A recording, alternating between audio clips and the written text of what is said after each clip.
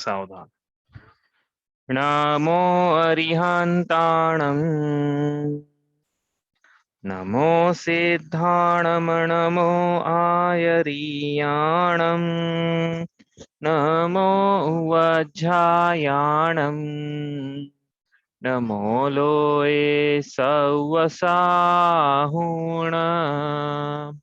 तीन भुवन में सार वीतराग विज्ञानता शिव स्वरूप शिवकार नमः त्रियोग समारिके। हम पढ़ रहे हैं परमावली ग्रंथ श्री छड़ाला जी। इसके रचिता पंडित श्री दौलत राम जी हैं। इसके अंतर्गत उन्होंने 6 ढाल लिखी है। इसमें से हमारी अब शुरू हुई है छठी ढाल, जिसमें सकल चारित्र, सम्यक चारित्र, महाव्रत, मुनिराजों की चर्या, इन सब का वर्णन है। पढ़ रहे हैं हम छंद नंबर 1। षटकाय जीवन हनन ते सब विधि दरब हिंसाटरी रागादि भाव निवारते हिंसा न भावित अवतरी जिनके नलेश मृषान जल मृण भूमिनादि योग है 8-10 सहस विधिशील धर चिद ब्रह्म में नितरमि रहे। तो यहाँ से मुनिराजों की चर्या का वर्णन शुरू होता है। दूसरी प्रतिमाधारी श्रावक ने दीक्षा ली है और दीक्षा लेते से 28 मूल गुणों का, एक्चुअली दीक्षा लेते से ऐसा बोल रहे हैं हम, लेकिन होता क्या है कि दीक्षा ली है, उसके बाद सबसे पहले तो ध्यान, यदि ध्यान हुआ है तो 28 मूल गुण क्या है की जरूरत ही नहीं 28 मूल गुणों की। तो मुनिराज मुनिराज इसलिए नहीं कि उनके 28 मूल गुण पाए जाते हैं, वो तो केवल ज्ञान का पुरुषार्थ करने से असमर्थ रहे, इसलिए उनको अब आहार करें तो कैसे करें, विहार करें तो कैसे, निहार करें तो कैसे, कहाँ कहीं रुकना है तो कैसे, पीछे का मंडल धारण करना है तो कैसे, ये इन सब की चर्याओं का प्रोटोकॉल है ये। हाँ, ये ऐसा नहीं है कि ये 28 मूल गुण धारण करने के लिए मुनि बने हैं। मुनि तो वो केवल ज्ञान वीतरागता की प्राप्ति के लिए बने हैं। अब वीतरागता की प्राप्ति नहीं हो पाई, दीक्षा लेते से ध्यान लगाया, भरत चक्रवर्ती ऐसे भाग्यशाली नहीं रहे। भरत चक्रवर्ती को दीक्षा लेने के अंतर मुहूर्त में केवल ज्ञान हो गया, नहीं हुए। तो अब नहीं हुआ तो फिर जब तक नहीं होता है केवल ज्ञान, वितरागता की पूर्णता नहीं होती है, ज्ञान की पूर्णता नहीं होती है, तब तक के लिए साधना तो करेंगे वो आत्मा की। हाँ, तो आत्मा की साधन, आत्मा का साधन करते हुए भी शरीर भी चलाना है, विहार भी होगा, आहार भी होगा, सारी क्रियाएं होगी। तो क्रियाएं कैसी होंगी, किस प्रकार से होंगी, उनमें क्या प्रोटोकॉल रहेंगे, उनके लिए 28 मूल गुण है ये। हाँ, ऐसा नहीं है, आप ये मत समझना कि मुनिराज 28 मूल गुणों का धारण करने के लिए दीक्षा लेते हैं। अरे भाई, मुनिराज तो वीतरागता की पूर्णता के लिए दीक्षा लेते हैं, मतलब जो जो भी जीव है वीतरागता की पूर्णता के लिए मुनि दीक्षा ली है उसने। 28 मूल गुणों का धारण तो क्या है, करना पड़ रहा है। हम तो ये बोलेंगे नहीं करना पड़ा ज्यादा अच्छा, अंतर मुहूर्त में हो जाए केवल ज्ञान तो ज्यादा अच्छा। दीक्षा लेने के बाद नहीं हुआ तो फिर 28 मूल गुण है। तो कल हमने देखा था प्रतिमाधारी ने दीक्षा ली, उसके नहीं हुआ अंतर मुहूर्त में केवल ज्ञान, हाँ नहीं हुई वितरागता की पूर्णता, नहीं हुआ केवल ज्ञान। तो अब 28 मूलों का धारण करेगा, महाव्रतों का अंगीकार करेगा। तो हमने कल देखा था व्रत किसे कहते हैं, आजीवन पापों का प्रतिज्ञा पूर्वक त्याग करना, 5 पापों का आजीवन प्रतिज्ञा पूर्वक त्याग, ये व्रत हैं। 2 प्रकार के हैं, देश व्रत और सकल व्रत। देश व्रत मतलब 5 पापों का प्रतिज्ञा पूर्वक स्थूल रूप से त्याग करना या एक देश त्याग करना, जो कि देश व्रतियों के होते हैं, श्रावकों के होते हैं, पंचम गुण स्थानवर्ती श्रावक के होते हैं, आरिका माता जी, अलग जी शुल्लक जी के होते हैं। और सकल व्रत क्या है, संपूर्ण 5 पापों का पूरा पूरा सूक्ष्मता से आजीवन प्रतिज्ञा पूर्वक त्याग करना, ऐसा करना, यह महाव्रत है। मतलब ये सकल व्रत है। सकल व्रत को महाव्रत कहा, क्यों? क्योंकि वो जो देश व्रती थे उसके जो व्रत थे वो अणु मतलब छोटे व्रत थे, इनके महा बड़े व्रत है, महाव्रत है। इसलिए वहां पे जो चारित्र कहा था देश चारित्र था, यहाँ पे हमने जो चारित्र कहा सकल चारित्र कहा है। तो क्या है चारित्र की परिभाषा, क्या है, कल बनाई थी हमने। अब यहाँ सम्यक चारित्र की पढ़ रहे हैं। मुनिराजों का चारित्र होता है, सम्यक चारित्र होता है। गृहस्थों का जो होता है वो क्या होता है, अच्छा आप बताओ, याद है आपको किसी को? मिथ्या दृष्टि का चारित्र मिथ्या चारित्र, मुनिराजों का चारित्र सम्यक चारित्र। तो अब चौथे और पांचवें गुण स्थानवर्ती श्रावक के चारित्र को हम क्या कहते हैं, जिसके सम्यक दर्शन है, सम्यक ज्ञान है, अब उसके चारित्र को हम क्या कहेंगे, आपको बताना है। बताओ किसको याद है?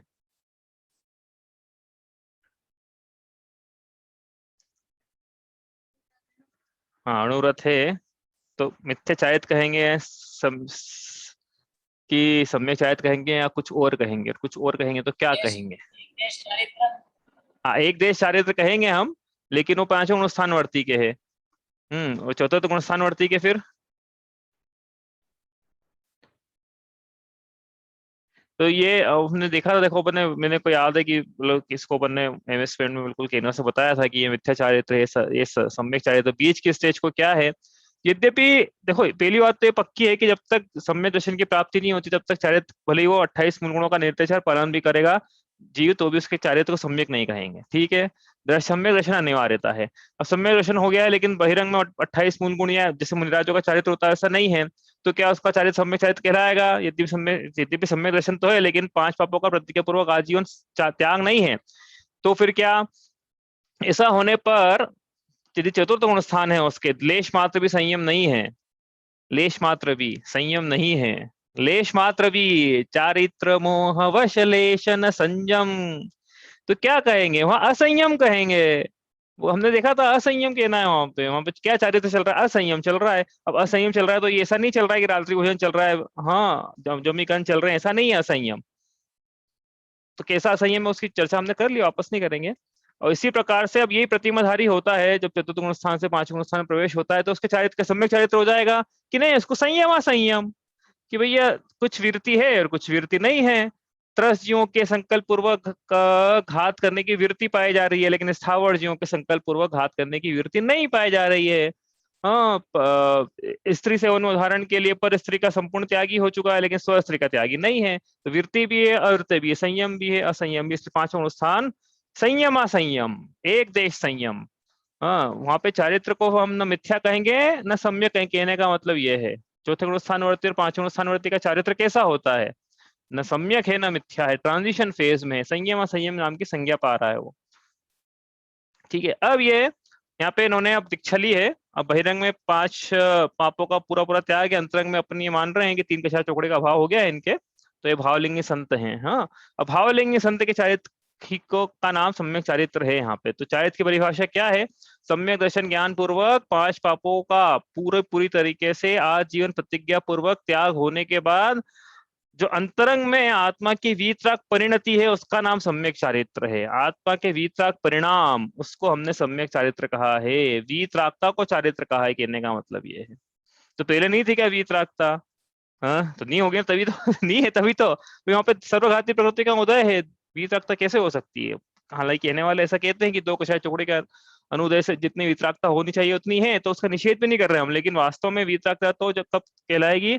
जब कोई भी सर्वघाती चारित्र मोह की कोई भी सर्वघाती प्रकृति उदय में ना हो, तो ही वीतरागता की प्रकटता है ना भैया। आप देखो ना, स्वयं विचार करो, चारित्र मोहनी यदि उदय में आ रहा है तो उसका प्रतिपक्षी गुण का पूरा पूरा घात करेगा वो, भले ही वो प्रत्यक्ष है ना, वर्ण भी क्यों ना हो, उसका उदय है देश पांचवें स्थानवर्ती को, तो अपने प्रतिपक्षी जो चारित्र है वीतरागता, उसका पूरा पूरा घात करेगा वो। इसलिए वीतरागता हम तो ये कहेंगे, वीतरागता नहीं पाई जा रही वहां पे।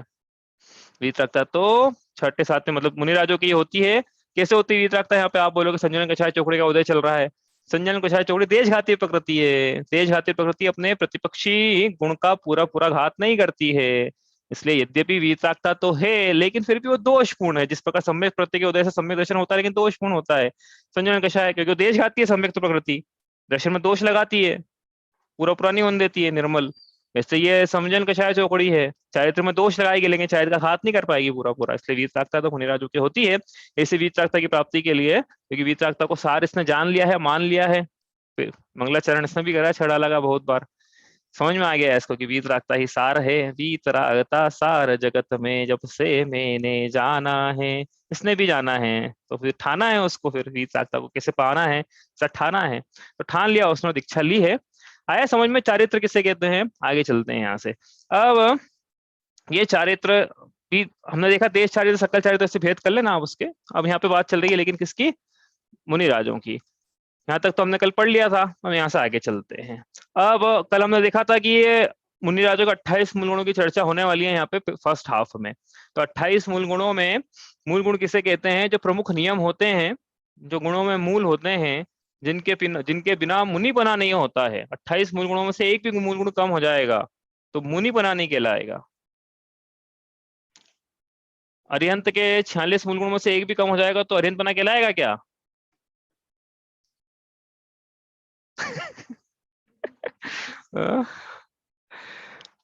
आप सोचना। आप सोचना अरिहंत कहलाएगा, हाँ बोलो। के 46 मूल गुण में से एक कम हो जाएंगे तो वो 12वें में थोड़ी आएंगे, वो तो रहेंगे तो 13वें में ही। तो अरिहंत बना कहलाएगा क्या? अरिहंत पर 13वें गुण स्थान में तो रहेंगे, वो कहलाएगा कि नहीं कहलाएगा ये नहीं पता। अरे क्यों नहीं कहलाएगा ना, बिल्कुल कहलाएगा। वो एक्चुअली 46 बोले थे ना, वो तीर्थंकरों की अपेक्षा से है, सभी अरिहंतों के 46 नहीं होते हैं, ठीक है। तो तीर्थंकरों की अपेक्षा 46 लिए वहाँ पे। लेकिन मुनिराजों के इसलिए यहाँ पे बता रहे हैं हम कि मुनिराजों के नहीं चल पाएगा। लेकिन कोई बोले ना अरिहंत के भी तो आपने मान लिया था अरिहंत है, मुनिराजों को भी मान लो 28 में से एक कम हुआ तो 27 मूल गुण सहित। ऐसा नहीं है, मुनियों मुनियों के ऊपर 28 का 28 होना चाहिए, उसके ऊपर उत्तर गुण है, उत्तर में से एक आध कम हो जाए, उत्तर मूल गुणों से चल जाएगा। लेकिन 28 मूल गुणों में से एक भी कम हुआ तो मुनिपना नहीं है, फिर वो भंग हो गए, फिर मूल गुण भंग हो गए। ठीक है, तो क्या मूल गुण है अपन ने कल देखा था कि ये मूल।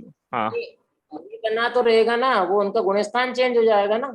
नहीं नहीं, ये ऐसा है, देखो ये बड़ा कंफ्यूजन थोड़ा अपन क्लेरिफाई। भावलिंग नहीं नहीं नहीं नहीं नहीं नहीं नहीं, ये क्लेरिफाई मैं पहले भी किया था, हालांकि इतना डिटेल में नहीं किया था, प्रसंग नहीं था वहां पे, एक साइड में ले लिया था उसको। आज क्लेरिफाई कर देते हैं इसको वापस से कि 28 मूल गुणों में से एक भी मूल गुण कम हो गया तो क्या द्रव्यलिंग कहलाएगा क्या?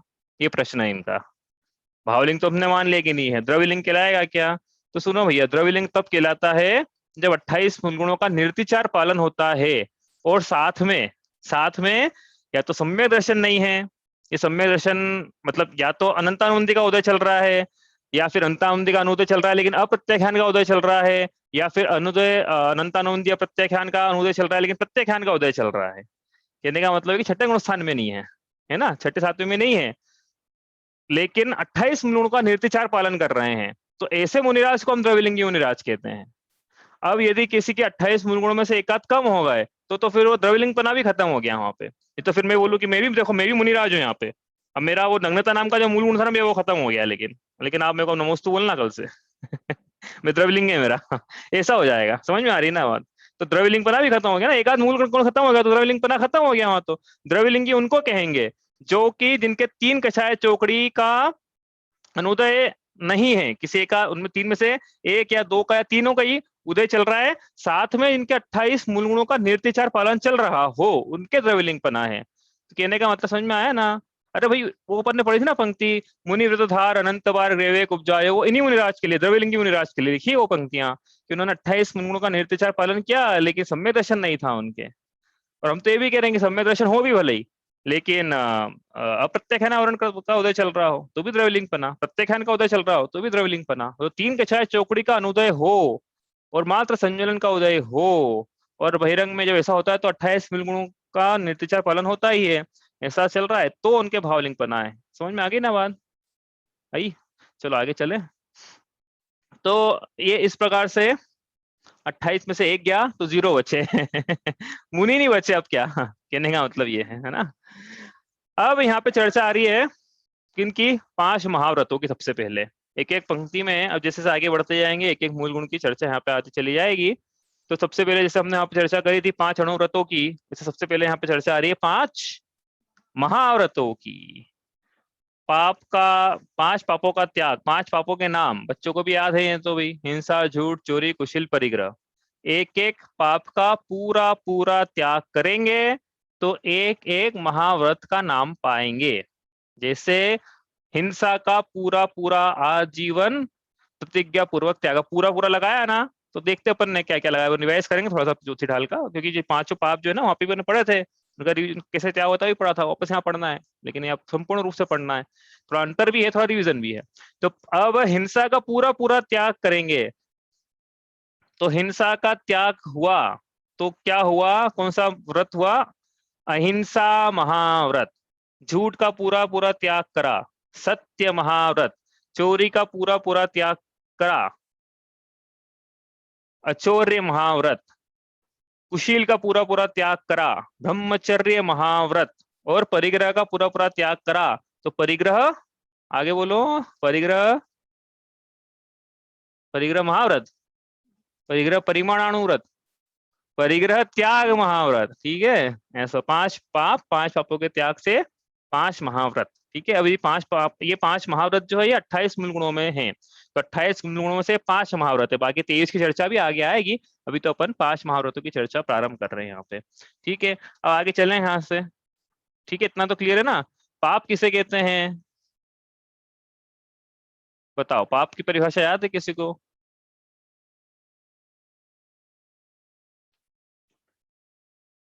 बच्चों की बाल बोध की बता दो भैया, हम तो सर्वा सिद्धि से होती थी, लेकिन आप तो बाल बोध की बता दो। पाप किसे कहते हैं?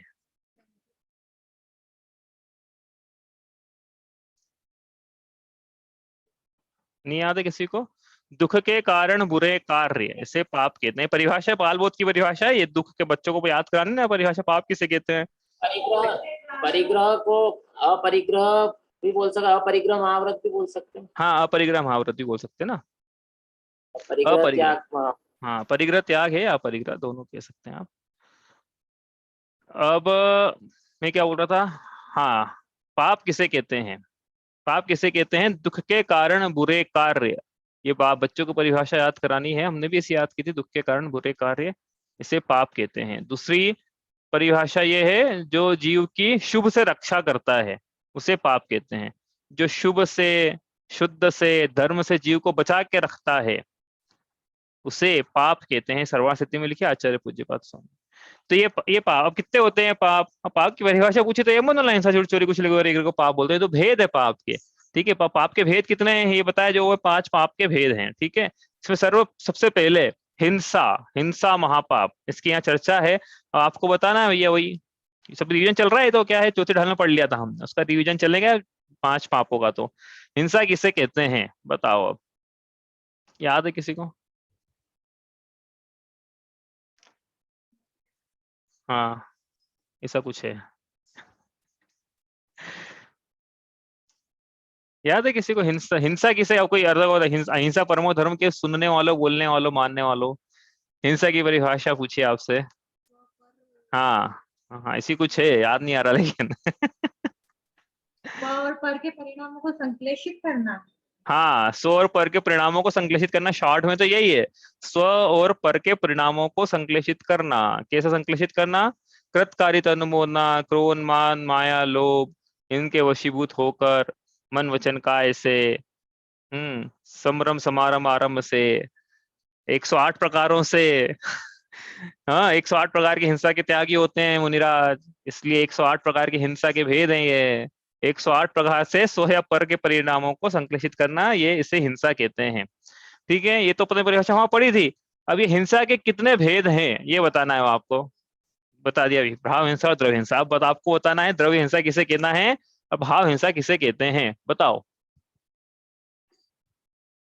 पढ़ा तो चौथे ढाल में हमने सब, दूसरे ढाल में ही पढ़ा था, दूसरे ढाल में वापस रिवाइज किया। ताकि तो 4 वेद भी पढ़े थे ना। हाँ, वो वहां पे भी आएंगे ना, वो तो वो भी जरूरी है ना, वहां तक पहुंचेंगे अपन, लेकिन अभी तो द्रव्य हिंसा भाव हिंसा।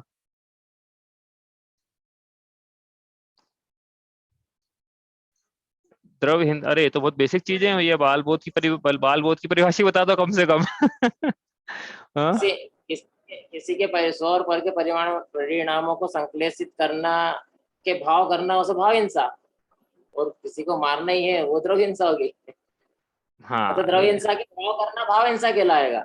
हाँ, और द्रव्य हिंसा किसी को जैसे कष्ट देना। हाँ, जैसे द्रव्य बंध और भाव बंध, और वो समवर आश्रय था ना, हाँ, वो भाव हम्म, आश्रय ऐसे ही। हाँ, हाँ, समझ गया मैं आप क्या कह रहे हैं। और कोई कुछ कहना चाहता है क्या, क्या आगे बढ़े? चलो, द्रव्य हिंसा मतलब क्या है? किसी को शारीरिक रूप से कष्ट पहुंचाना, पर को संश्लेषित करना, तो ये भाव, ये द्रव्य हिंसा में अपन ने पढ़ा भी था। द्रवित त्रस थावर मरण खेत, कि द्रव्य हिंसा क्या है? त्रस और स्थावर जीवों का जहाँ मरण होता हो उसे द्रव्य हिंसा कहते हैं। मतलब त्रस और स्थावर जीवों की हिंसा करना, उनको मारना, कष्ट पहुंचाना, उनके परिणामों को संश्लेषित करना, यह द्रव्य हिंसा है। तो भाव हिंसा क्या है फिर? और भाव हिंसा की परिभाषा जो बाल बोध में पढ़ाई जाती है वो है कि ऐसे भाव करना कि हम दूसरों को मारे, ये भाव हिंसा है। भली मारी नहीं हो लेकिन दूसरों को कष्ट पहुंचाने के भाव करना, ये बाल बोध की परिभाषा बता रहे भैया, यहाँ पे नहीं लगेगी परिभाषा वहां ये सिखाते हैं ना, बच्चों को ये सिखाते हैं कि दूसरों को मारने के भाव करना, भले ही मारा नहीं हो, तो ये भाव हिंसा, ठीक है। लेकिन अब यहाँ पे अपन ने एक स्टेप आगे की परिभाषा सीखी थी, यहाँ पे जहाँ पे हमने बोला था अहिंसा परमो धर्म क्यों है, तो वहां पे भाव हिंसा की परिभाषा लगाई थी कि आत्मा में रागादि भावों की उत्पत्ति होना, यही आत्मा की भाव हिंसा है। कैसे है? क्योंकि ये घातिया कर्म है, घातिया कर्म के उदय से जो भाव होते हैं ये जीव के परिणामों का घात करते हैं। उदाहरण के लिए रागादि भावों की उत्पत्ति होने से जीव की वीतरागता का घात होता है, इसलिए रागादि भाव करना यह भाव हिंसा है, रागादि भाव होना यह भाव हिंसा होना है। तो आत्मा में रागादि भावों की उत्पत्ति होती है, यही भाव हिंसा है। इसलिए जब अहिंसा परमो धर्म बोला तो परिभाषा बताई भी थी उस दिन, अहिंसा परमो धर्म बोला है तो पर की तो अहिंसा जीव दया पलती है, पर की तो स्व की भी दया पलती है। कैसे पलती है? स्व पर दयायुक्त तो धर्म जया दया सारों से परिभाषा बताई थी उस समय। तो पर की दया तो है स्व की, स्व की कैसे दया है उसमें, और स्व को पहले रखा है, पर को तो बाद में रखा है। स्व की क्या कि भी अपना अपना भी घात ना करे जीव, अपना घात ना करे मतलब अपने परिणामों का, अपनी वीतरागता का, अपने शुद्ध स्वभाव का, अपने अनंत दर्शन ज्ञान सुख वीर्य का घात ना करे।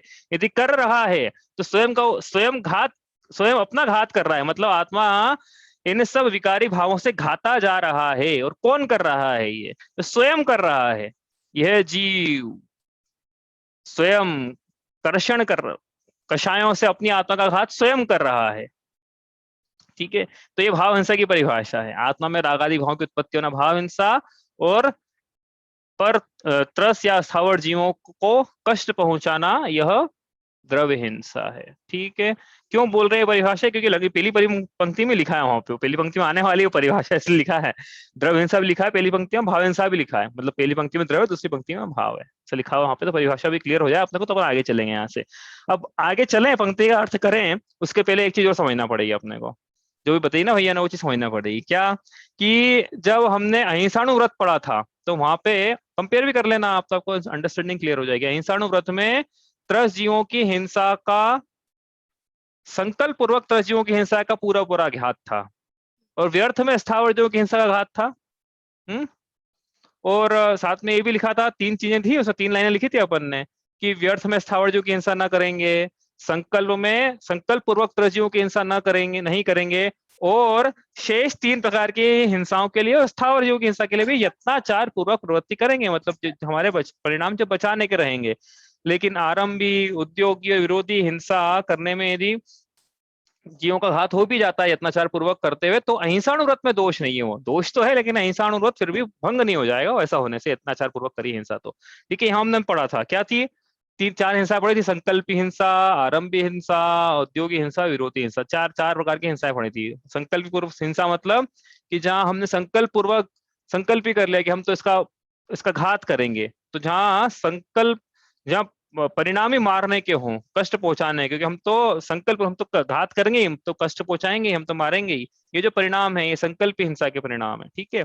और फिर इसके बाद क्या है, आरंभी, कि हमारे तो मारने के परिणाम नहीं है, हमारे तो बचाने के परिणाम है, लेकिन फिर भी गृहस्थी के आरंभ आदि कार्य करते हुए, उदाहरण के लिए झाड़ू लगाते हुए, हाँ चौका करते हुए, आदि आदि कार्य करते हुए, खाना बनाते हुए, भोजन पकाते हुए, जो भी हिंसा हो रही है हमारे, हम तो पूरा यत्नाचार पूर्वक कर रहे हैं, बिछोना बिस्तर बिछाना पूरा यत्नाचार पूर्वक बिछा रहे हैं। अब ऐसा होते हुए भी यदि जीवों की हिंसा हो जाए तो वो सब आरंभी हिंसा में जाती है, क्योंकि हमारे संकल्प हिंसा नहीं है वहां पे, हमारे तो बचाने के परिणाम है। वो हम पूरा कोशिश भी कर रहे हैं लेकिन फिर भी सूक्ष्म जीव आंखों से ज्ञान का विषय नहीं बन पा रहे हैं, उनका घात हो रहा है, लेकिन हमारे को मारने का उद्देश्य नहीं है, इसलिए वो सब आरंभी हिंसा में। तीसरा तीसरा क्या है, उद्योगी हिंसा, की व्यापार आदि करते वक्त कुछ हिंसा हो जाए, यत्नाचार पूर्वक करते हुए, व्यापार करते हुए यदि हिंसा होती है तो उसे वहां पे उद्योगी हिंसा कहा है।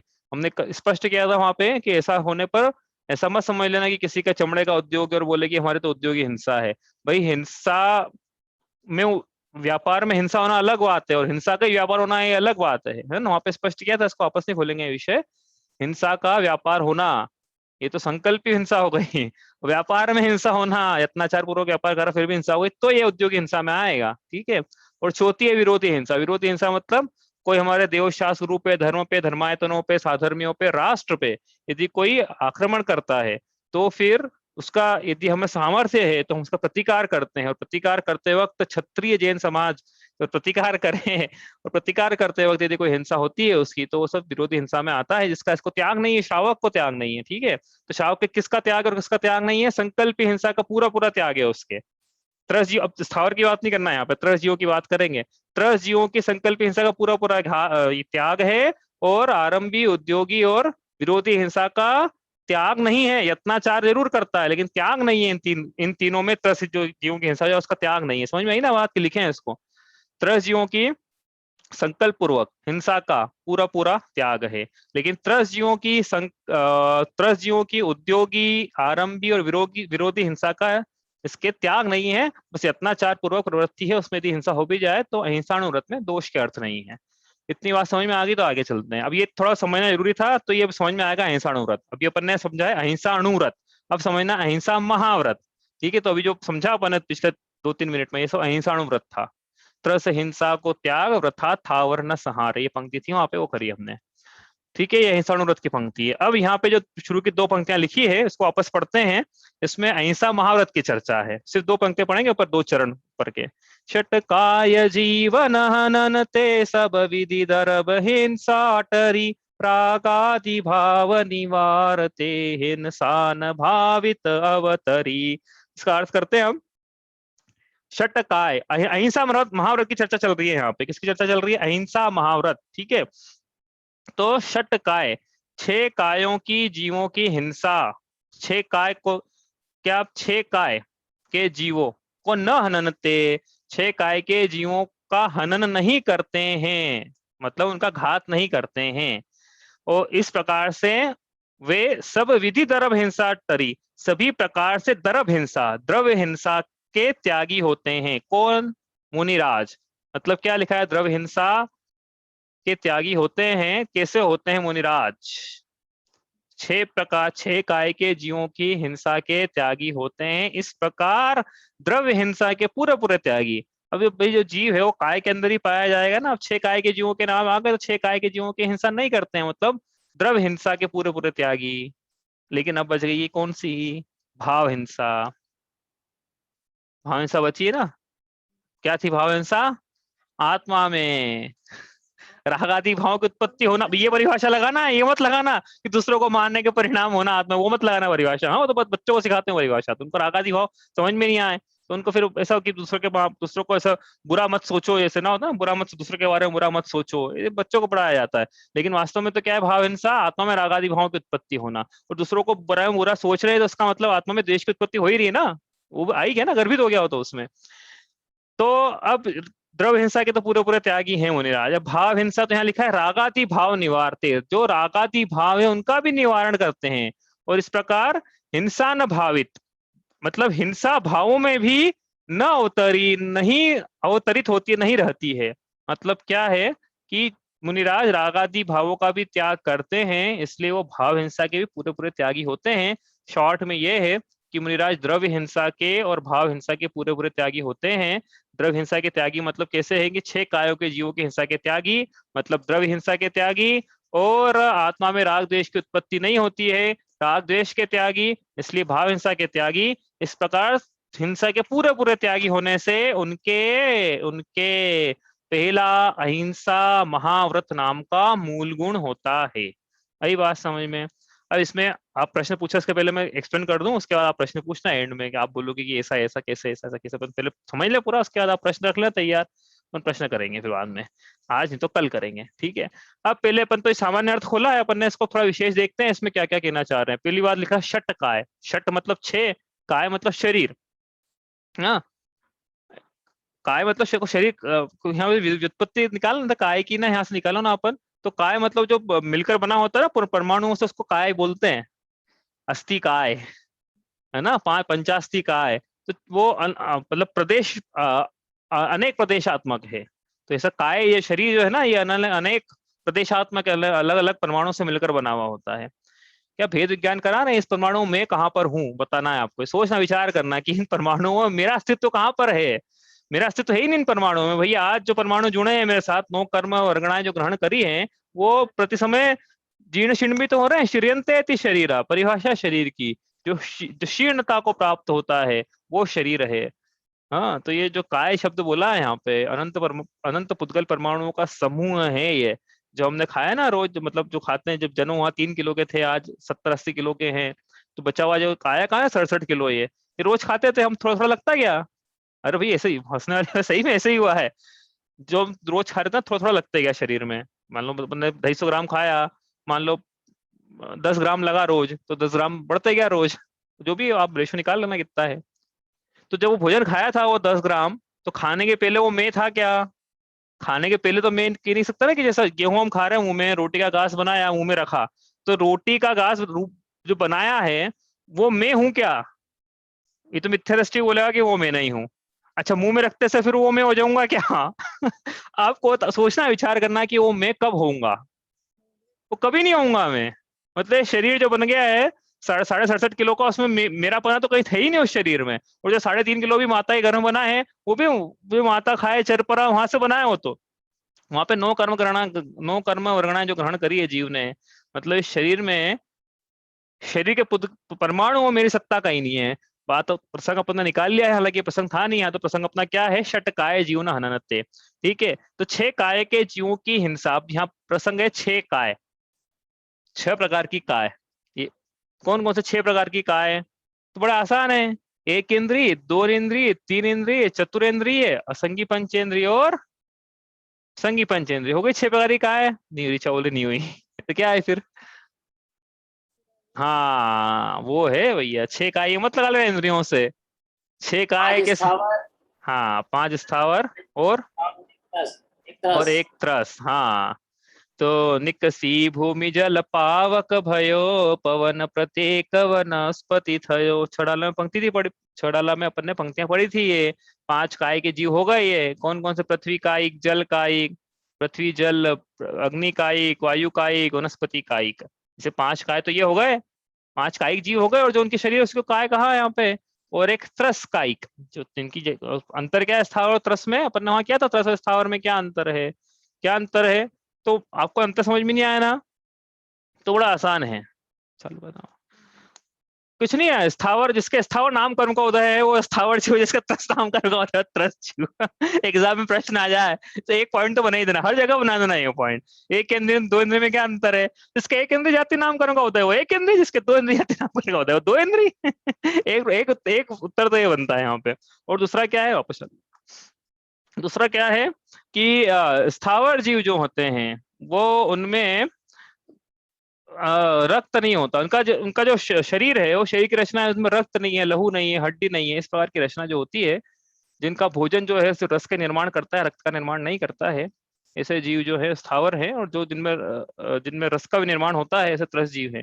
या फिर और शॉर्ट में परिभाषा याद रखनी है, बिल्कुल बच्चों को सिखाने की वाली परिभाषा है। 1 इंद्रिय जीव को स्थावर कहते हैं, 2 इंद्रिय, द्विइंद्रियादि त्रसा, सूत्र जी का सूत्र है कि 2 इंद्रिय से 2 इंद्रिय, 3 इंद्रिय, चतुरेंद्रिय, पंचेंद्रिय को हम त्रस जीव कहते हैं। ठीक है, तो 5 तो हुए स्थावर कायिक जीव और एक है त्रस कायिक।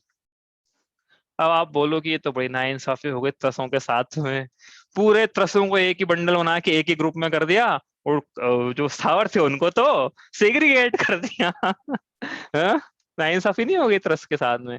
भैया यहाँ पे बात कर रहा है हिंसा महाव्रत की, बिल्कुल सूक्ष्मता से वर्णन चलेगा हिंसा का। पूरी दुनिया त्रस जीवों को तो जीव मानने को तैयार है, लेकिन स्थावरों को कोई जीव मानने को तैयार है। भी पृथ्वी में जीव होता है, पानी में स्थावर जीव की चर्चा कर रहे हैं यहाँ पे, त्रस की नहीं कर रहे हैं। अग्नि में अग्नि का एक जीव होता है, जल में जल का एक है, वायु में वायु का एक है, ये कोई मानने को तैयार नहीं। वनस्पति का एक जीव, उसकी बाद में सिद्धि करी तब कम से कम अब मान लिया, पिछले 100-150 साल का डेवलपमेंट है ये, कि विज्ञान ने अब मानना शुरू किया है कि हाँ वनस्पति में जीव है। वनस्पति का एक जीव है, त्रस की चर्चा नहीं कर रहे हैं यहाँ पे।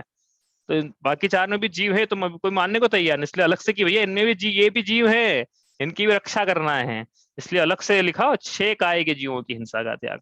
ठीक है, तो अब लिख दिए 6 काय के जीव, इसके अलावा कोई 7वीं काय है नहीं, सिद्ध भगवान की हिंसा हो नहीं सकती है, इसलिए एक अशरीरी की मतलब। और जितने संसारी है ये 6 काय में पाए जाएंगे। विग्रह गति को छोड़ देना भैया अभी, आप तो अपना स्थूलता सूक्ष्मता से विवेचन करो, चरणानुयोग की चर्चा है, इसलिए 6 काय के जीवों की हिंसा के त्यागी होते हैं। ठीक है, अभी अपन ने खोला नहीं विषय को पूरा है, अभी तो अपन अर्थ कर रहे हैं इसका विशेष का।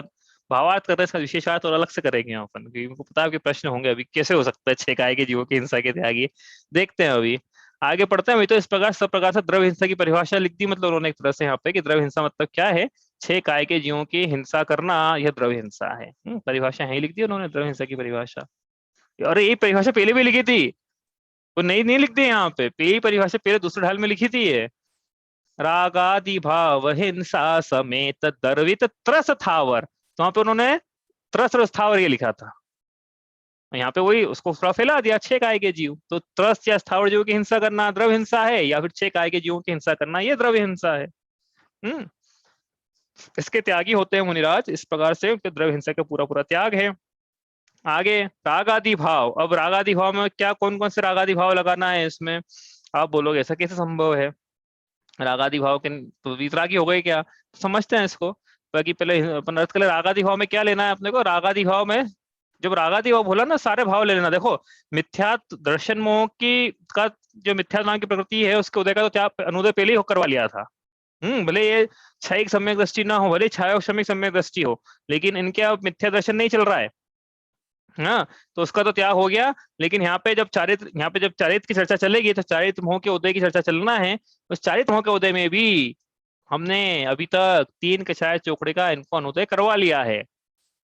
अब इनके सिर्फ संजन कषाय चौकड़ी का ही उदय है, मतलब संजलन क्रोध मान माया लोभ का उदय है, और साथ में 9 कषाय का भी उदय है, हास्य रति रति शोक भय जुगुप्सा स्त्रीवेद पुरुषवेद नपुंसक वेद। ये 4 कषाय चौकड़ी और 9 कषाय मिलकर 13 कषाय इसका यद्यपि उदय है, लेकिन ये प्रकृतियां 13 की 13 प्रकृतियां कैसी है, ये देशघाती प्रकृतियां हैं। इसके उदय में जीव के वीतरागता का पूरा पूरा घात नहीं होता है, तो राग तो फिर भी पाया जा रहा है। आप तो बोल रहे थे कि राग आदि भाव नहीं मारते, और यहाँ तो राग तो पाया जा रहा है ना, हाँ पाया जा रहा है, मना नहीं कर रहे हैं। संजन कषाय चौकड़ी के छठे से लेकर 10वें स्थान तक राग नहीं पाया जाएगा, यदि ऐसा बोल देंगे तो वही वीतरागता की पूर्णता हो जाएगी, फिर आगे की चर्या की जरूरत ही नहीं है। तो राग तो पाया जा रहा है, लेकिन फिर भी कहा है रागादि भाव निवारते, अपन कल समझेंगे कैसे कहा है। फिर भी कहा है कि रागादि भाव निवारते, रागादि भाव का भी निवारण करते हैं, दूर करते हैं, इस प्रकार से इनके भाव हिंसा। तो भाव हिंसा की परिभाषा भी आ गई यहाँ से, क्या है भाव हिंसा, आत्मा में रागादि भाव की उत्पत्ति होना, ये भाव हिंसा है। इसका मुनिराज त्याग करते हैं, इसलिए इनके भाव हिंसा का भी त्याग है, इसलिए इनके द्रव्य हिंसा का, भाव हिंसा का, यानी पूरी पूरी हिंसा का आजीवन प्रतिज्ञा पूर्वक त्याग होता है। अब इसमें 2-3 बातों की चर्चा अपन कल करेंगे, कि एक तो वहां पे संकल्प की बात करी थी, अब क्या मुनिराजों की कौन कौन सी संकल्पी, इनमें 4 हिंसा में से कितनी हिंसाओं का त्याग होता है, संकल्पी, आरंभी, उद्योगी, विरोधी में, सब सोच के आना इन 4 प्रकार की हिंसा में से कौन कौन सी हिंसा का त्याग होता है। ठीक है, और षट काय तो क्या 6 काय के जीव की हिंसा होती नहीं क्या इनसे, और रागादि भाव तो रागादि भाव होते ही नहीं है क्या, होते तो हैं, फिर आप क्यों बोल रहे हो कि अहिंसा महाव्रत पाया जाता है, दोनों होते हैं, द्रव्य हिंसा भी होती है और भाव हिंसा भी होती है, तो फिर आप कैसे कह रहे हो कि अहिंसा महाव्रत पाया जाता है। कल विचार करेंगे इस पे, ठीक है। कल अपन अभी पेपर डिस्कशन कल करेंगे, कल तो 4 बजे तक की डेडलाइन है, 4 बजे के बाद पेपर स्वीकार नहीं किए जाएंगे, पेपर दे देना क्लोज बुक पेपर, कल अपन पेपर डिस्कस करेंगे कल शाम को, ठीक है। अरिहंत सिद्ध सूरी उपाध्याय साधु सभी, अर्थ के प्रकाशी मांगलिक उपकारी हैं, 3 को स्वरूप जाने रागते भई जो भक्ति, काय को नमाए स्तुति उच्चारी है। धन्य धन्य तुम ही से काज सब आज भय, कर जोड़ बार बार वंदना हमारी है। मंगल कल्याण अब ऐसो हम चाहते हैं, हो मेरी ऐसी दशा जैसी तुम धारी है, हो मेरी ऐसी दशा जैसी तुम धारी है। जामाणी के ज्ञान ते सूझे लोकालोक, सोमाणी मस्तक नमो सदा देत हूँ धूप।